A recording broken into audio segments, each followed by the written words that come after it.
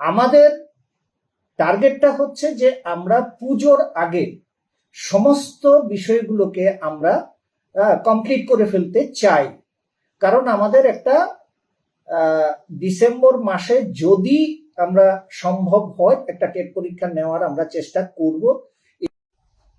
আজকে আমাদের বোর্ডে এসেছিলেন দেখা করতে 2025-এ যারা এসটিজিটি পরীক্ষা দিয়েছেন, selection test for graduate teacher, অর্থাৎ ক্লাস 9-10-এ যারা শিক্ষক হবেন তারা এসেছিলেন আমাদের কাছে। আমাদের এসটিজিটি পরীক্ষা হয়েছে এবং বিগত মে মাসে তার রেজাল্টও আমরা দিয়ে দিয়েছি, কিন্তু এদের নিয়োগ সংক্রান্ত যে প্রক্রিয়াটা সেটা এখনো আমরা সম্পন্ন করতে পারিনি। তো ওনারা এসেছিলেন যাতে দ্রুত সেই কাজ করা হয়। আমরা ওনাদের সঙ্গে কথা বলেছি এবং কি কারণে আমরা এখনো এসটিজিটির ভেরিফিকেশন করে উঠতে পারিনি সেটাও ওদেরকে পরিষ্কার করে বলেছি। বিষয়টা হচ্ছে এই যে আমাদের টিআরবিটি 2015 সালে তৈরি হয়েছে। 2015 সাল থেকে এখন পর্যন্ত এই সময়ে আমরা প্রত্যেক বছরে দুটোর বেশি পরীক্ষা কখনো আমরা নিইনি, কিন্তু এবারই প্রথম যে 1 বছর 26 মাস সময়ের ব্যবধানে আমরা 7খানা পরীক্ষা নিয়েছি। এই 7খানা পরীক্ষার মধ্যে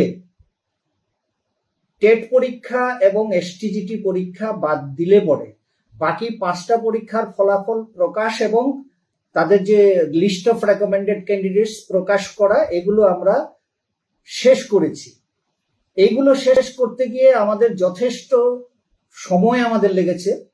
এরপরে সরকারের তরফ থেকে একটা তাগাদা ছিল যে ইউজিটি জিটি অর্থাৎ টেট 1 টেট 2 যারা, তাদের রেকমেন্ডেড লিস্টটা যেন দ্রুত আমরা দিতে পারি, সেজন্য চাইছিলেন যে সরকার আগে এগুলো দেওয়া হোক। আমরা তার কাজও শুরু করেছিলাম, কিন্তু টেট 1 এবং 2 পাশ করে যারা ইউজিটি এবং জিটি 6 to 8-এর জন্য যারা অ্যাপ্লাই করেছেন তাদের মধ্য থেকে কিছু পরীক্ষার্থী আদালতে গেছেন।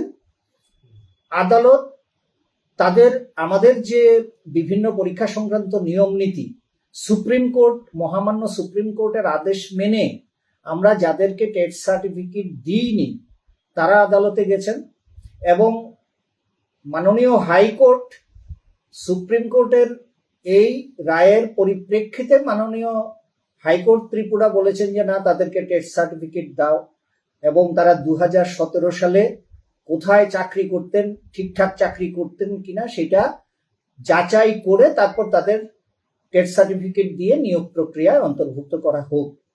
তো এখন এইগুলো বিচার বিশ্লেষণ করতে গেলে, যাচাই করতে গেলে দেখা যাচ্ছে কোনো ক্যান্ডিডেট দিল্লিতে চাকরি করতেন, সেই সময় ডিএলএড করেছেন, কেউ বিহারে চাকরি করতেন, কেউ মধ্যপ্রদেশে চাকরি করতেন, কেউ হরিয়ানায় চাকরি করতেন বলে তার রেকর্ড আমাদের কাছে দিয়েছেন।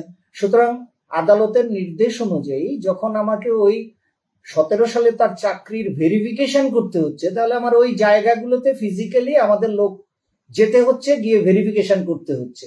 এবং ভেরিফিকেশন করতে গিয়ে এখন পর্যন্ত এরকম 2টো কেস পাওয়া গেছে যারা ওই স্কুলে চাকরি করতেন বলে আমাদের কাছে ডকুমেন্ট দিয়েছেন, কিন্তু আমাদের প্রতিনিধি গিয়ে দেখেছেন ওই নামের কোনো স্কুলের অস্তিত্বই নেই। সুতরাং এই বিষয়গুলো ভেরিফিকেশন করার জন্য আমাদের সময়টা বেশি লাগছে। সেটা ক্যান্ডিডেটদেরকে আমরা বোঝাতে চেষ্টা করছি, কিন্তু কেউ কেউ হয়তো বুঝতে পারছেন, কেউ কেউ বুঝতে পারছেন না। এই জন্য একটা বিভ্রান্তি তৈরি হচ্ছে। আজকে যারা এসেছিলেন কথা বলেছেন, খুব আন্তরিক পরিবেশেই ওনারা কথা বলেছেন এবং ওনাদের আমরা এটা বোঝাতে সক্ষম হয়েছি। আমাদের টার্গেটটা হচ্ছে যে আমরা পুজোর আগে সমস্ত বিষয়গুলোকে আমরা কমপ্লিট করে ফেলতে চাই। কারণ আমাদের একটা ডিসেম্বর মাসে যদি আমরা সম্ভব হয় একটা টেট পরীক্ষা নেওয়ার আমরা চেষ্টা করব। এই জন্য আমাদেরকে পুজোর আগে আমরা সবকটা কাজ সম্পন্ন করতে চাইছি। এখন আমাদের কিছু হার্ডলস রয়েছে, সেটা যেমন ধরুন এই যে টিপিএসসিতে যারা মেম্বার আছেন তারা কিন্তু সর্বক্ষণ টিপিএসসিতেই থাকেন। আমাদের বোর্ডের যে মেম্বাররা তারা কলেজের অধ্যাপক অধ্যাপিকা, তারা কলেজে অধ্যাপনা করেন, আমাদের কাজের সময় তাদেরকে 2-4 দিনের জন্য বা 10 দিনের জন্য ডাকা হয়, ওদেরকে বেশি দিনের জন্য ডাকলে আবার কলেজ সাফার করে, তার জন্য ওদেরকে এখানে আনাটাও একটা সমস্যা।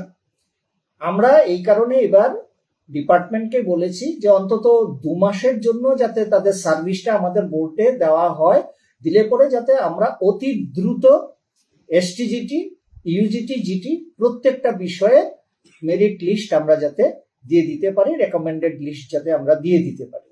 আমরা সেই লক্ষ্যে এগোচ্ছি এবং সরকারও আমাদেরকে চাপ দিচ্ছে তাড়াতাড়ি রেকমেন্ডেড লিস্ট দেওয়ার জন্য। আমরা চেষ্টা করব পুজোর আগে যাতে আমরা আমাদের এই কাজটা ইউজিটি, জিটি এবং এসটিজিটি পুরোটাই যাতে আমরা শেষ করতে পারি।